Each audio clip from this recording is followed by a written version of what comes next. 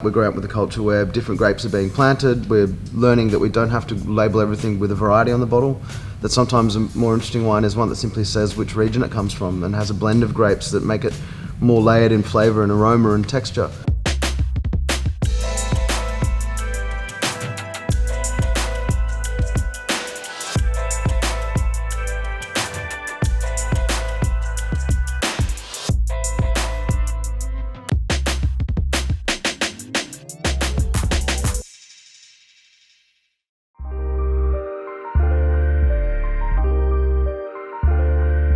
We're going to meet three of the guys that have definitely made a mark on the scene. Joel Amos from Drinks.com, James Hurd from Vincent Pimbone, and the man that needs no introduction, Mike Benny. We're going to sit down, have a chat, and get educated.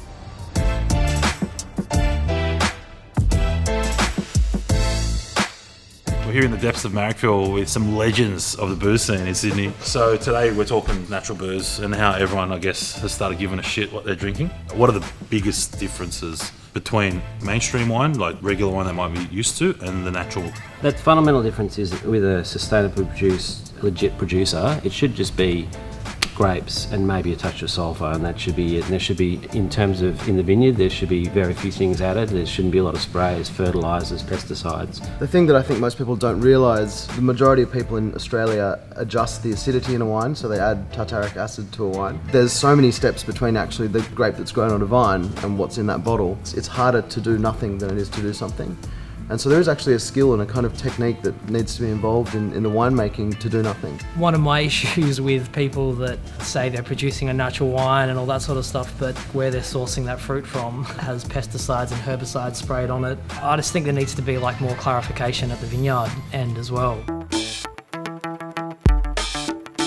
The byline natural wine is more important than actually discovering what's in the bottle itself or who the farmer is. There's quite a lot of people who use the internet as a way of bragging about wine they've drunk without knowing the name of the producer, without knowing where the vineyards are, without knowing what grape varieties are in the bottle. We're lucky in Sydney to have had the Rootstock Sydney Festival that James and I are both involved in co-founding and co-operating. It's not for profit and it's producer focused, and that's kind of different to most other events. It's not a trade fair. A lot of these people don't need to come there to sell their wine. They come in there because of what they believe in. They may make a small production of a wine. There might be 300 bottles or 1 barrel. Each stand you go to is the chef, the producer, the owner. Any other wine-based festival in this country is purely based on people trying to get drunk for whatever the entrance fee is, get their money back kind of thing. Correct me if I'm wrong, but I believe there was like one person kicked out or something in 2 days. When's the next one?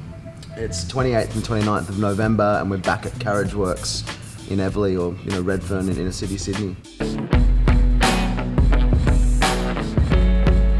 Australia is beginning to understand that lighter, fresher wines work better with our food culture. The great thing about that happened was people stopped just sitting in a pub and just drinking, and they started to eat. So places like Mary's, you go to, you eat, and you have a burger, you have a few drinks, you eat. Whereas you go to a pub 7 years ago, 8 years ago, and probably still to this day, where people are just on the cans all day, we're sort of eating and drinking differently. Culturally, Sydney itself is not beholden to a wine region or close by agricultural influences, which is a disappointment in some respects, but on the other hand it means that people who create food and drink culture in Sydney have to be inventive.